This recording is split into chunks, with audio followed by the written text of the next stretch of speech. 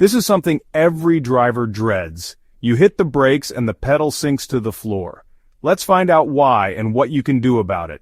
Your car's brake pedal should feel firm and stop the car when you press it. If it goes soft, spongy, or all the way to the floor, something's wrong. First, check your brake fluid.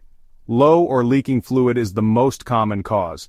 Brake fluid helps transfer the force from your foot to the brakes. If it's low, your brakes can't work right. Another issue? Air in the brake lines. If air gets in, it stops the fluid from working as it should. You might notice a soft or bouncy pedal. Next, the master cylinder. This part pushes brake fluid through the system. If it's worn out or leaking, your pedal won't work like it should.